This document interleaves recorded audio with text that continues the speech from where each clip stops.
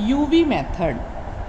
अभी हमने ट्रांसपोर्टेशन में जितने भी मेथड्स किए थे वो सारे मेथड्स क्या थे? ट्रांसपोर्टेशन में नॉर्थ वेस्ट कॉर्नर मेथड किया था, लीस्ट कोस्ट मेथड किया था, देन हमने आपका कॉलम रो मेथड किया था, ठीक है ना, कॉलम मेथड, रो मेथड किया था, वैम मेथड किया था, है ना, वोगल्स अप्रॉक्सीमेशन, सारे जो मेथड्स हमने किए थे those methods were initial you can say that initial basic feasible solution. मतलब वो सारे मेथड जो थे वो initial basic feasible solution find out करने के थे।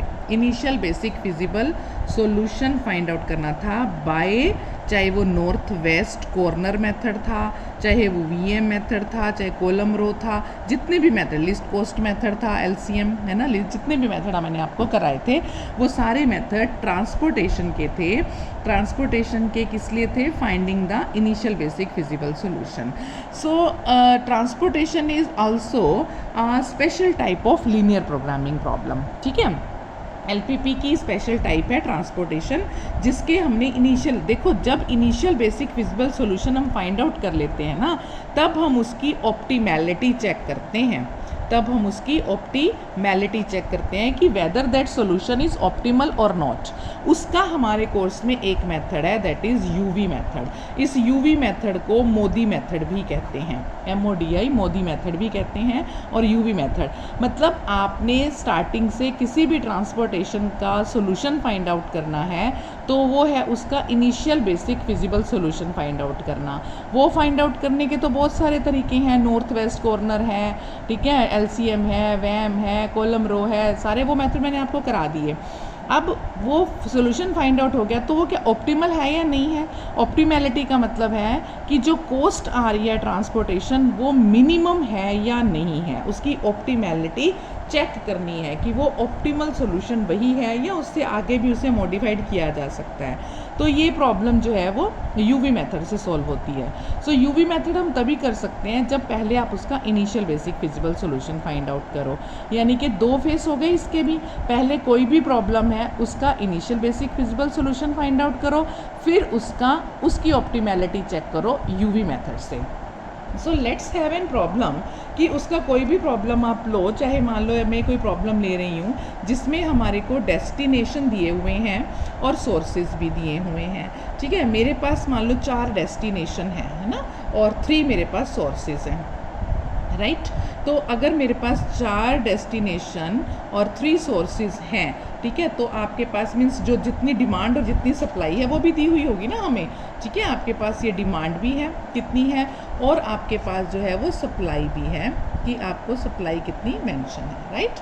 तो अब भी आप देखो ये आपके पास इस तरह से डेस्टिनेशन मतलब ये सेल बनेगा ना 1 1, this is 1 2, this is 1 3, this is 1 4, this is 2 1 2 2 2 3 2 4 3 1 3 2 3 3 3 4, है ना। तो मतलब कि सोर्स 1 से डेस्टिनेशन 1 में, सोर्स 1 से डेस्टिनेशन 2 पे, सोर्स 1 से डेस्टिनेशन 3 पे, ये हमारे पास सप्लाई है और ये हमारे पास डिमांड है, ठीक है। तो क्या क्या हमारे पास वैल्यूज़ दे रखी हैं, वो वैल्यूज़ मैं आपको यहाँ पे मेंशन करके बता रही हूँ ताकि किसी एग्जांपल से ही आपको समझ में आएगा, ठीक है। सारे प्रैक्टिकल क्वेश्चंस हैं, इसका वेज प्रोसीजर पता होना चाहिए एक्सप्लेन करने के लिए।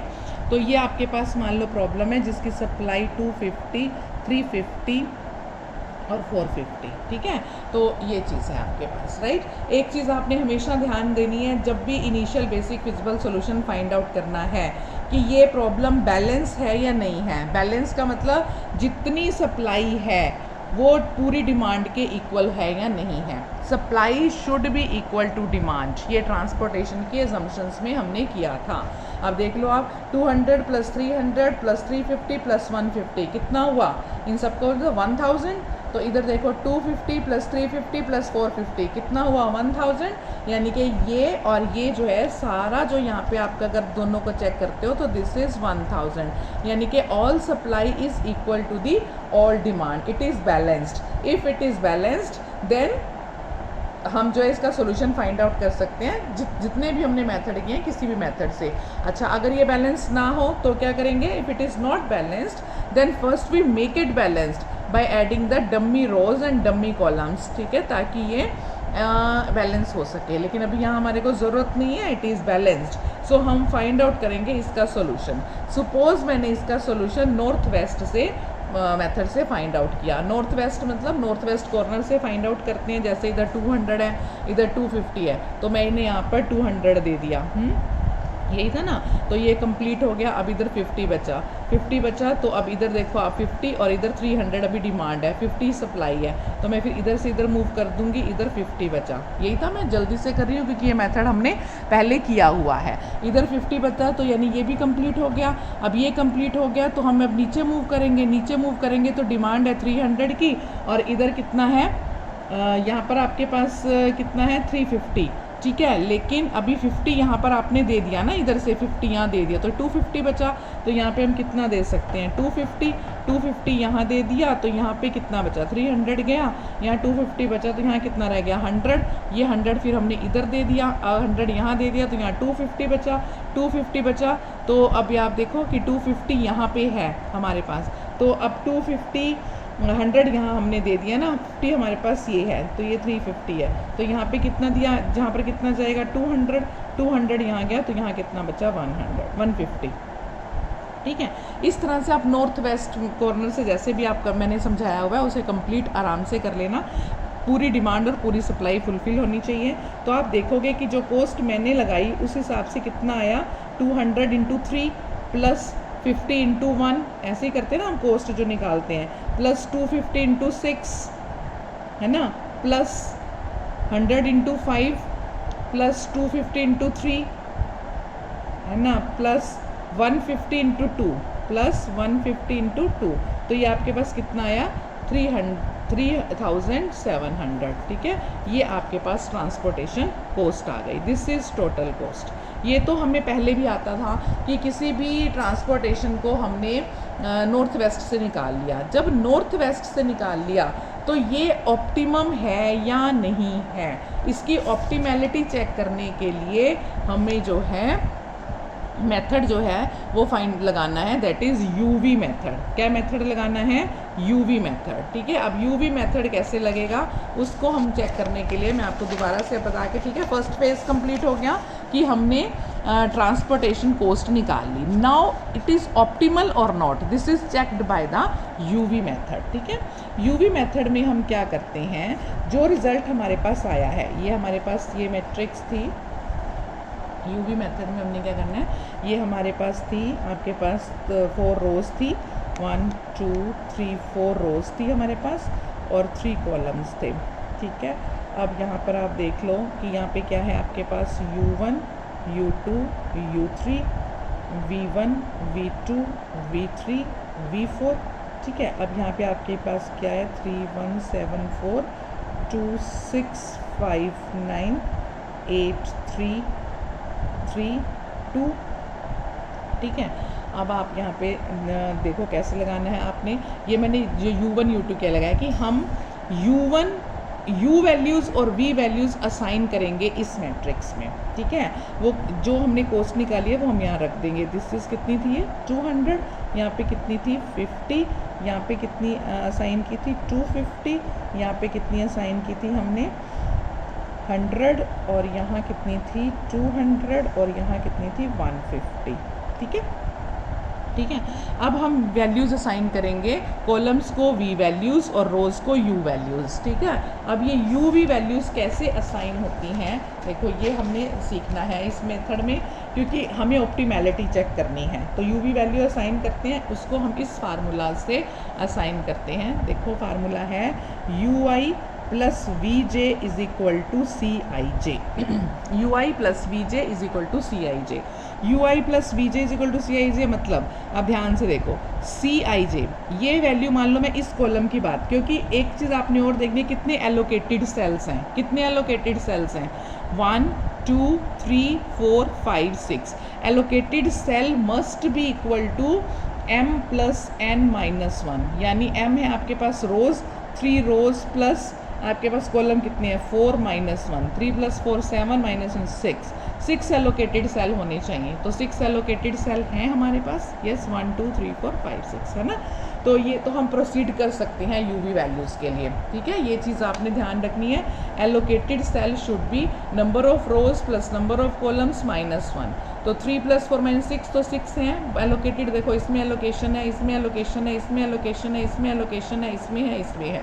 तो हम प्रोसीड कर सकते हैं, यानी हम UI + VJ का फार्मूला लगा सकते हैं। अब देखो पहला एलोकेटेड सेल ले लो, इस सेल का नंबर क्या है C11, ये C11। तो आपके पास क्या आ जाएगा C11। C11 की कॉस्ट कितनी है, C11 की कॉस्ट कितनी है 3, ठीक है। और C11 यानी I1 है, J1 है, तो आपके पास U1 + V1।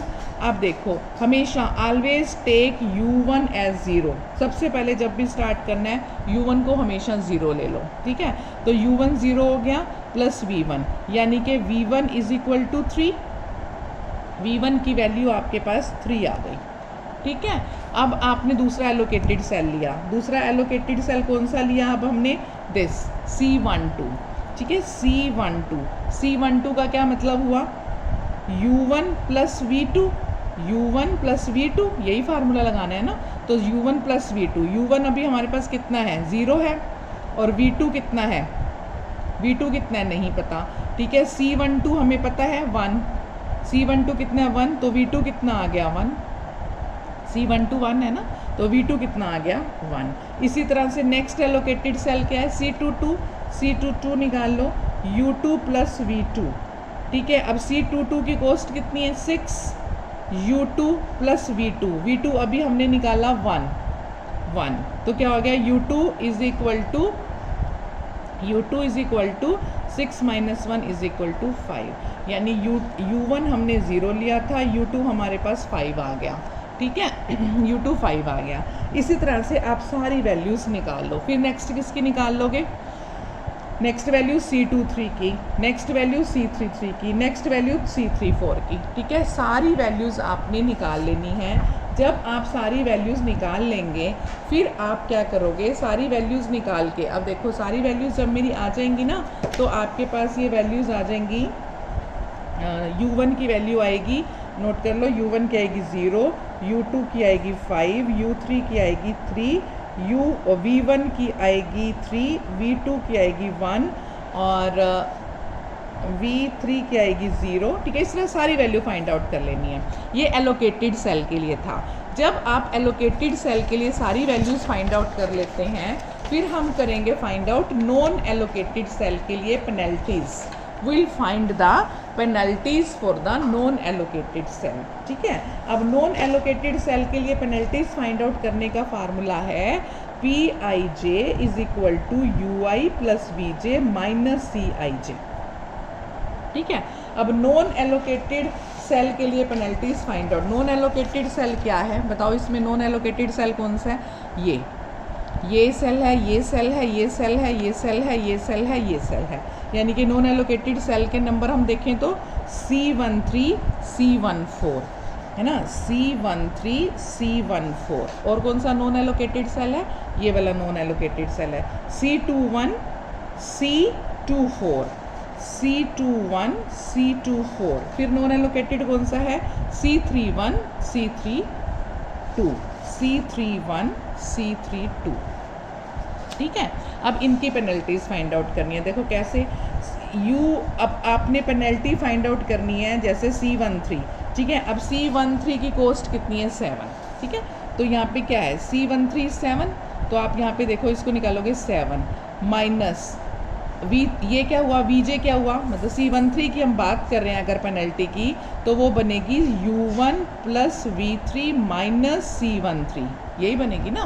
तो this will be equal to U1 कितना है, U1 है 0, और V3 कितना है, V3 भी 0 है, और ये है -7, तो दिस विल बी -7, ठीक है।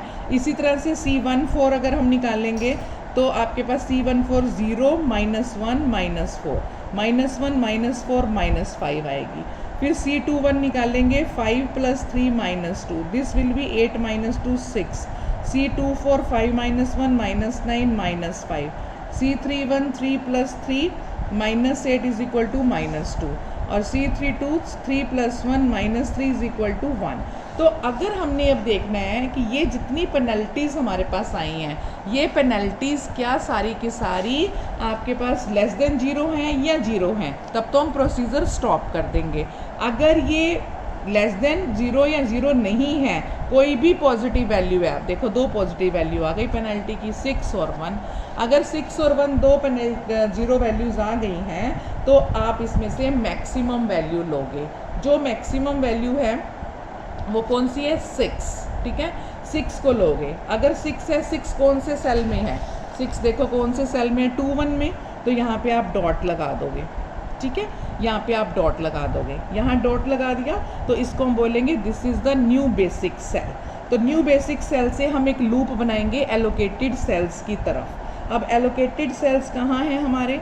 इसकी से इधर जाएगा, इसके बाद अब इधर एलोकेटेड नहीं है तो हमें लेकिन लास्ट एलोकेटेड मिल रहा है, तो हम यहाँ जाएंगे, यहाँ से यहाँ जाएंगे, यहाँ से वापस। तो make a close loop by allocating the alternative signs plus minus plus minus, ठीक है, इस तरह से। उसके बाद हम देखेंगे माइनस हमारे कौन से सेल्स में है। ये माइनस है, ये माइनस है, ठीक है।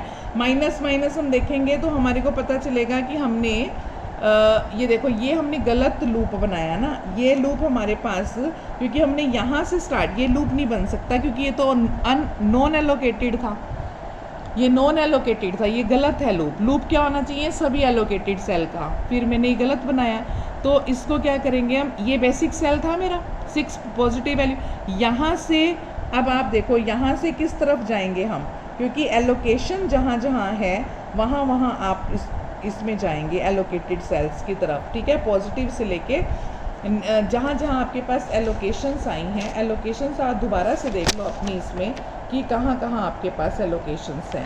250 था, 50 था, 200 था, तो ये जा रहे थे ना, ये मैंने इधर गलत लिया, ये यहाँ, यहाँ से यहाँ, यहाँ से यहाँ और वापस यहाँ, ठीक है।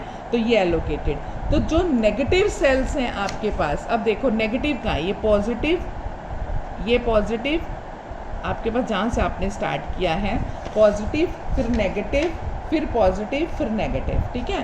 अब आपने जहाँ नेगेटिव वैल्यूज़ दी हैं वो नेगेटिव वैल्यूज़ आप सब्ट्रैक्ट करोगे उनमें से, और जो पॉजिटिव सेल्स हैं उनमें ऐड करोगे। ऐड और सब्ट्रैक्ट करने के बाद फिर से आप सेकेंड इटरेशन में u और v की वैल्यूज़ फाइंड आउट करोगे। फिर u और v की वैल्यूज़ फाइंड आउट करके फिर आप देखोगे कि पेनल्टीज़ फाइंड आउट करोगे। अगेन सेकेंड टाइम आप पेनल्टीज़ फाइंड आउट करोगे। फिर पेनल्टीज़ फाइंड आउट करके आप देखोगे कि क्या कोई पेनल्टी नेगेटिव आ गई, क्या कोई पेनल्टी पॉजिटिव आ गई। सारी पेनल्टीज़ क्या होनी चाहिए? लेस देन या इक्वल टू 0 होनी चाहिए। अगर फिर कोई पेनल्टी पॉजिटिव आ जाती है, फिर आप फिर से क्या करोगे? लूप बनाओगे, पॉजिटिव नेगेटिव वैल्यूज़ दोगे, वैल्यूज़ एलोकेट करोगे, फिर u निकालोगे, फिर पेनल्टीज़ निकालोगे, फिर देखोगे कि सारी पेनल्टीज़ जो हैं वो नेगेटिव आनी चाहिए। जब सारी की सारी पेनल्टीज़ नेगेटिव आ जाएंगी तब आप कहोगे कि ऑप्टिमैलिटी रीच्ड।